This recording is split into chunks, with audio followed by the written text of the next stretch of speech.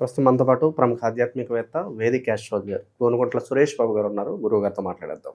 నమస్కారం గురుగారు. మణికంఠ గారు నమస్కారం అండి. జూన్ నెల వృశ్చిక రాశి వాళ్ళకి వీళ్ళకి ఎదురయ్యే లాభ నష్టాలు మంచి చెడులు ఏ విధంగా ఉండబోతున్నాయి, వీళ్ళు ఎలాంటి పరిహారాలు తీసుకుంటే విశేషంగా ఈ నెల వీళ్ళకి కలిసి వస్తుంది అంటారు? సో ముందుగా మనం అమ్మవారిని ప్రార్థన చేద్దాం, అందరికీ చక్కగా ఉండాలని.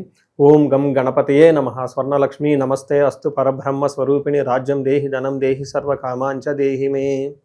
12 రాసుల వారికి చక్కగా అమ్మవారు ఈ వచ్చే జూన్ మంత్లో ప్రతి ఒక్కరికి బ్రహ్మ జ్ఞానం ఇవ్వాలని, తద్వారా అందరూ హ్యాపీగా ప్రతి నిమిషం ఉత్సాహంగా ఉండాలి. వాళ్ళ లైఫ్లో ఎలాంటి చీకులు బాధలు లేకుండా ఎప్పుడు నవ్వుతూ ఉండే ఒక సామర్థ్యం వాళ్ళకి ఉండాలని, అలానే ప్రతి ఒక్కరికి అధికారాన్ని, పవర్ని, స్టేటస్ని, వాళ్ళ మాటకి ఒక పలుకుబడిని, ఒక గౌరవాన్ని ఇచ్చే విధంగా ఉండాలని అమ్మవారికి కోరుకున్న. రాజ్యలక్ష్మి కటాక్షం ఉండాలని, ప్రతి ఒక్కరికి ధనం విపరీతంగా ఉండాలి. ఇది ధనం లేదు, ధనం వల్ల మీకు ఈ పనులు చేయలేకపోతున్నాం అలాంటి ఫీలింగ్ లేకుండా అలా ప్రతి ఒక్కరికి ధనం చక్కగా సమృద్ధిగా ఉండే విధంగా అని మనం అమ్మవారిని కోరుకుందాం. ముఖ్యంగా నాకు బాగా నచ్చింది ఏంటంటే సర్వకామాంచ. ఓకే, అనుకున్న కోరికలన్నీ తక్షణమే. ఎందుకంటే మనం చాలా విషయాల్ని అధికారంతో, పవర్ తోటి కొనలేము, చాలా విషయాలు ధనంతో కూడా చేసుకోలేము. ఇవి కాకుండా అమ్మవారి కృప ఉండటం వల్ల ఇంకెలాంటి కోరికలైనా నేర్చుకోవచ్చు. కాబట్టి సర్వకామార్థ సిద్ధి సర్వకామాంచ దేహిమే. అమ్మవారిని మనకున్న ప్రతి కోరిక కూడా ఇమ్మీడియట్గా తక్షణమే ఆ కోరిక అలా రావటం, అలా ఇమ్మీడియట్గా మనకి అనుకున్న పనులు జరిగే విధంగా అమ్మవారి యొక్క కృపాకరణ మన మీద ఉండాలి. ఈ రాశి ఫలాలు వాళ్ళకి అందరికీ, చూసిన వాళ్ళందరికీ 12 రాశుల వారికి ఉండాలని చెప్పేసి, అందరూ బాగుండాలని చెప్పేసి మనం కోరుకుంటూ ముందుకెళ్దామండి. ముఖ్యంగా మనం ఎప్పుడు చెప్పుకుంటూ ఉంటాం, ఆ ప్రతి ఒక్క మంత్కి కొన్ని విశిష్టతలు ఉంటాయి. ఈ జూన్ మంత్ వచ్చేటప్పటికి అధిక జ్యేష్ఠ మాస పౌర్ణమితో స్టార్ట్ అయ్యి నిజ జ్యేష్ఠ మాస పౌర్ణమితో ఎండ్ అవుతుంది. అంటే 2 పౌర్ణముల మధ్య ఇది ఉంటుంది. ఇందులో ఫస్ట్ 15 డేస్ మనకి అధిక మాసం కాబట్టి పెళ్ళిళ్ళు, ముఖ్యమైన కార్యక్రమాలు ఉండవండి. కానీ 15వ తారీఖు నుంచి అక్కడి నుంచి యథావిధిగా పెళ్ళిళ్ళు అవన్నీ చక్కగా ఉన్నాయి. ఈ 15 డేస్ కూడా అందరూ ఈ షాపింగ్లు అవి ఇవి చేస్తూ బిజీగానే ఉంటారు. కాబట్టి టోటల్గా ఒక మంత్లీ సెలబ్రేటెడ్ మంత్ అని మనం అనుకోవాలి. తర్వాత ఇందులో ఆధ్యాత్మికంగా మనం చూసుకుంటే, ఇందులో ఈ మంత్లో 2 శని త్రయోదశులు ఉన్నాయండి. ఇది చాలా రేర్గా వస్తుంది. ఒకనొక టైంలో 5 మాసాల వరకు, 6 మాసాల వరకు, లాస్ట్ ఇయర్ అనుకుంటా 5 మంత్స్ వరకు శని త్రయోదశ రాలేదు. సో ఈసారి పర్టికులర్గా శనికి సంబంధించిన రాసులు ఎవరైనా బాధలు పడుతూ ఉన్నారో వాళ్ళకి ఆ 2 శని త్రయోదశులు ఉన్నాయి కాబట్టి చక్కగా సద్వినియోగం చేసుకోవాలి. వీటితో పాటుగా ఏరువాక పున్నమి అని ఉంటుందండి. అది చాలా విలేజెస్లో ఇంకా బాగా సెలబ్రేట్ చేస్తారు. ఎద్దులకి చక్కగా కొమ్ములకి రంగులు వేసేసి, గంటలు కట్టి, ములికర్ర పట్టుకొని, ఒక తప్పట్లో పెట్టుకొని, అవన్నీ ఏమంటారు భజనచీలు పెట్టుకొని గుడి చుట్టూ తిరిగేసి అక్కడి నుంచి వెళ్ళిపోయేసి అరకలు దున్నుతూ ఉంటారు పొలాల్లో. ఈ ఏరువాక పున్నమి ఈ విలేజెస్లో ఇప్పటికీ చాలా చక్కగా బ్రహ్మాండంగా చేస్తుంటారు. అది అందరూ మర్చిపోకుండా సెలబ్రేటెడ్ లాగా చేస్తూ ఉంటారు. అందరూ చేసుకోవాలని చెప్పేసి అది మనం కోరుకుందామండి. ఇలా అన్ని విశిష్టతలు కలిగిన ఈ జూన్ మంత్లో 12 రాసుల వారికి ఎలా ఉందో మనం చూద్దాం. జ్యోతిష శాస్త్రం ప్రకారంగా ఇంకొక ముఖ్యమైన విషయం ఏంటంటే, ఇందులో 5 గ్రహాలు మారుతూ ఉన్నాయండి. గురువు మారుతున్నారు జూన్ 2న. తర్వాత గురువుతో మాటు జూన్ 8న వచ్చేటప్పటికి శుక్రుడు మారుతున్నారు. 21వ తారీఖున జూన్ మారుతున్నారు. 15వ తారీఖు సూర్యుడు మారుతూ ఉన్నారు. 2 రోజుల ముందే అంటే 29కి వచ్చేటప్పటికి బుధుడు కూడా మారుతూ ఉన్నారు. అంటే టోటల్గా 5 గ్రహాల యొక్క ఇంపాక్ట్ ఈ మంత్లో వీళ్ళకి ఎలా ఉందో మనం తెలుసుకునే ప్రయత్నం మనం చేద్దాం 12 రాసుల వారికి. సో ఒక రకంగా చెప్పాలంటే వృశ్చిక రాశి వాళ్ళకి కలిసి వచ్చే టైం వస్తే నడిచి వచ్చే కొడుకు ఏదో పుడతారని చెప్పి మనకి సామెత చెప్తారు కదండి. వీళ్ళకి ఆ టైం వచ్చేసింది అనమాట. ఇప్పటిదాకా వీళ్ళు నార్మల్గా ఉన్నవాళ్ళు వీళ్ళు మ్యాగ్నెట్ అయిపోతారు అనమాట. సో వీళ్ళు ఒక అట్రాక్షన్ పవర్ అయిపోతారు. 3 సంవత్సరాల నుంచి వీళ్ళు తెగ ఇబ్బంది పడిపోయారు. అంతకుముందు అర్ధాష్టమ శని, ఆ తర్వాత ఇప్పుడు అష్టమ గురు, లాస్ట్ 1 ఇయర్ ప్రొఫెషనల్ మ్యాటర్స్లో చాలా ఇబ్బంది పడిపోయి ఉన్నారు అందరూ. వాళ్ళకి ఉన్న స్కిల్ సెట్ ఒకటి, వీళ్ళు చేసే జాబ్ ఒకటి, వీళ్ళకు ఉన్న టాలెంట్ ఒకటి, వీళ్ళు బయట ప్రొజెక్ట్ చేసేది ఒకటి, మిస్ మ్యాచ్ అయిపోయేసి ఏదో చేయాలి కాబట్టి బలవంతంగా చేస్తూ ఉన్నారు జాబులు అదంతా. అయితే ఇప్పుడు అది అంతా నిన్నటిదాకా అది సినిమాలాగా ఇప్పటిదాకా ఒక ఎత్తు ముందు ఇంకొక ఎత్తు అన్నట్లు వీళ్ళకి అన్ని గ్రహాలు అనుకూలంగా ఉన్నాయి. అది లాస్ట్ మంత్ నుంచే వీళ్ళకి అది కనిపించింది. మన లాస్ట్ మంత్ రాశి ఫలాలు కూడా చెప్పుకున్నాం. అయితే ఈ మంత్ నుంచి ఇంకా అది యాక్షన్, అది రియల్ టైంలో వాళ్ళు సెన్స్ అవుతూ ఉంటారు. ఒకటి, గురువు 9వ స్థానానికి పోవడంతో మహాభాగ్య యోగం అని చెప్తారు. లక్ ఉంటుంది, ట్రిగ్గర్ అవుతుంది. 6వ స్థానంలో కుజుడు ఉండటంతో సంపదలు వస్తాయి. 8వ స్థానంలో బుధుడు ఉండటం వల్ల పుత్రుల వల్ల ధన ప్రవాహం ఇవంతా వచ్చే అవకాశం ఉంటుంది. శుక్రుని వల్ల స్త్రీ సుఖాప్తి, స్త్రీల ద్వారా మంచి సపోర్ట్ వస్తూ ఉంటుందంట. అంటే స్త్రీల ద్వారా బాగుంటుంది, పుత్రుల ద్వారా బాగుంటుంది, ధనం వస్తుంది, మహాభాగ్య యోగం ఉంటుంది, అన్నీ బాగుంటుంది. అంటే ఒక విషయంలో కొంచెం జాగ్రత్తగా ఉండాలి. సూర్యుడు 8వ స్థానంలో ఉండి మిక్స్డ్ రిజల్ట్ ఇస్తూ ఉంటారు అని చెప్తూ ఉంటారు. ఈ ఒక్క విషయంలో కొంచెం జాగ్రత్తగా ఉంటే మిగతా అంతా బాగుందని మనం చెప్పుకోవచ్చు. ఇందులో ఏం చెప్తారు? 8వ స్థానంలో సూర్యుడు ఉంటే ఏమవుతుంది? ఇది ఫస్ట్ మనకి ఇందులో సంస్కృతంలో అసలు ఏం చెప్పారు శ్లోకం చూసుకొని దాని మీనింగ్ మనం చూద్దాం.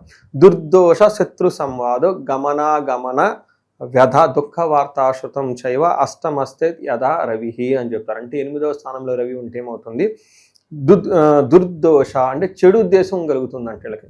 ఓకే, ఇప్పటిదాకా బాగున్నాం కదా, వీళ్ళేంటి వాళ్ళేంటి, ఎవరు చూశారు, మన ఇష్టం వచ్చినట్టు మనం చేసుకుంటూ వెళ్ళిపోతే ఏంటి, ట్యాక్స్లు కట్టాలా, రోడ్లు వీళ్ళు ఫాలో అవ్వాలి లైన్స్, ఎవరు చేశారులే, మా బాస్ ఏమని చూసాడా ఏంటి, క్లోజ్ చేసేసి అవుట్ అయిపోయింది వర్క్ అని అకౌంట్ క్లోజ్ చేయడం, ఈ టైపు ఒక షార్ట్ కట్లో ఆలోచిస్తూ ఉంటారు.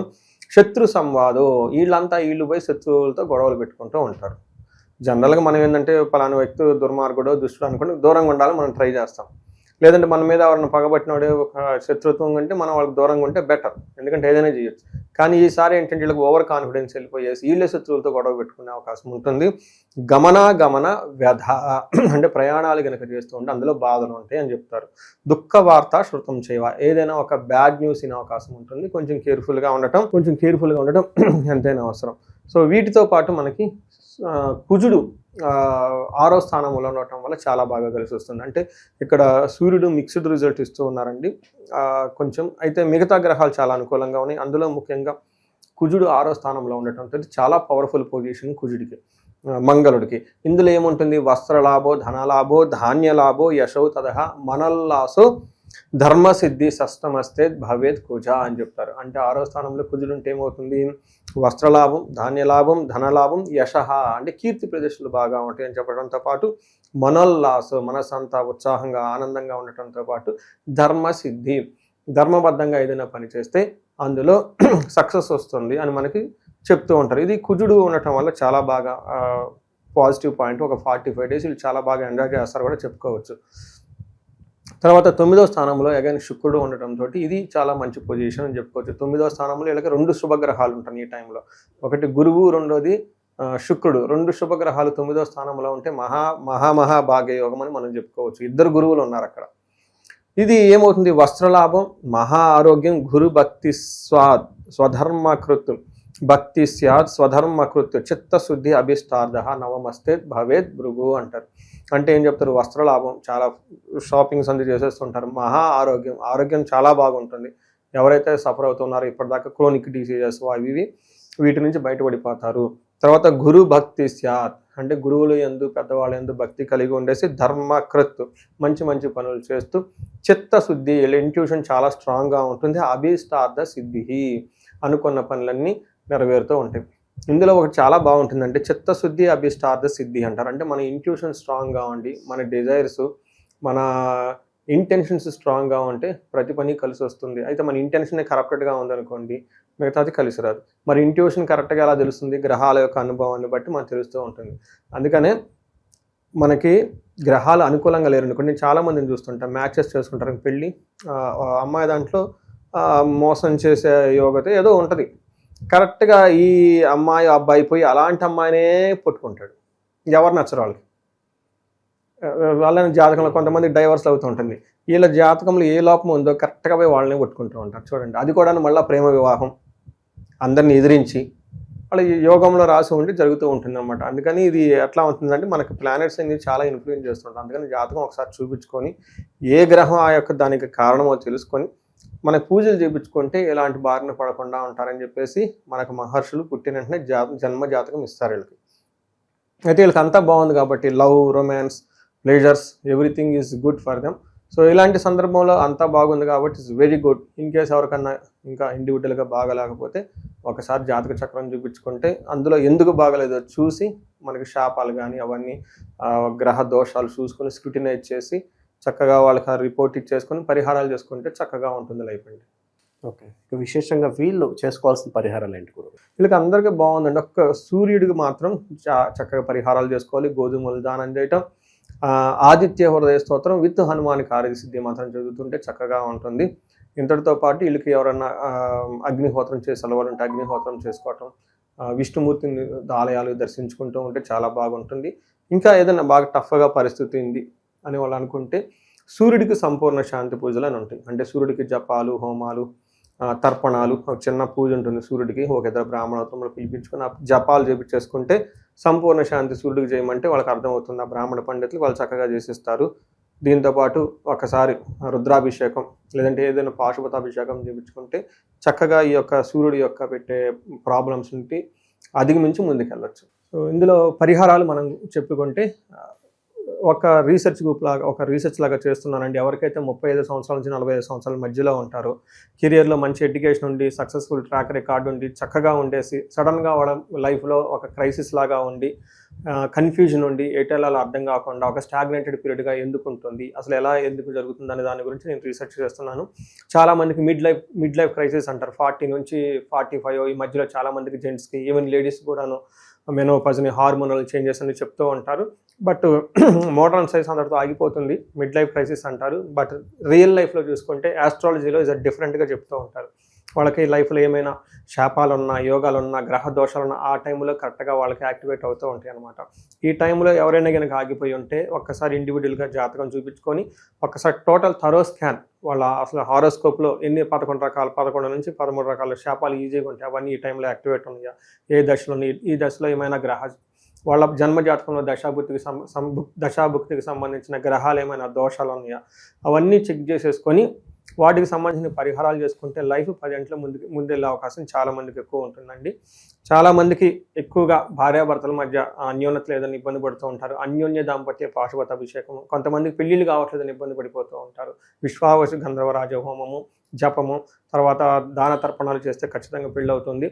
చాలామందికి ఈ టైంలో మాకు మనీ సోర్సెస్ లేదంటే ఇబ్బంది పడిపోతున్నాము అనుకుంటే స్వర్ణలక్ష్మి విశేష హోమం అని ఉంటుందండి. ఇది అప్పటి నుంచో తరతరాలుగా ఉపాసన చేస్తున్న మంత్రము. దీని ద్వారా కనుక వాళ్ళకి చక్కగా సంపూర్ణమైన పూజ చేయాలన్నమాట. 1,00,000 సార్లు జపం చేసి, హోమం చేసి, దానాలు, తర్పణాలు అవన్నీ చేస్తే, పాశుపత అభిషేకాలు చేస్తే ఆ యొక్క ధన ప్రవాహం వస్తుంది. మృత్యుంజయ పాశుపత అభిషేకము, సంతాన పాశుపత అభిషేకము, వీటితో పాటు వివాహానికి సంబంధించి శీఘ్రంగా వివాహానికి సంబంధించిన గౌరీ వర పాశుపత అభిషేకము, ఇలా ఎన్నో రకాల మనకి సమాధానాలు, సొల్యూషన్స్, రెమెడీస్ రూపంలో ఉన్నాయండి. ఎవరికైనా కనుక మేము ఆగిపోయాము లైఫ్లో అని అనుకుంటే ఒక్కసారి ఇండివిజువల్గా జాతకం చూపించుకొని అందులో దాని కారణాలు ఏంటో తెలుసుకొని ఆ యొక్క తీవ్రతను బట్టి అనమాట, ఆ యొక్క సమస్య తీవ్రతను బట్టి పరిష్కారాలు చక్కగా చేసుకుంటే లైఫ్ అనేది స్మూత్గా చక్కగా వెళ్తుంది. అందరికీ అమ్మవారు అష్టైశ్వర్యాలు ఇవ్వాలి, భోగభాగ్యాలు ఇవ్వాలి, అందరూ చక్కగా ఉండాలని చెప్పేసి మనం అమ్మవారిని కోరుకుంటూ సెలవు తీసుకుందాం అండి. నమస్తే.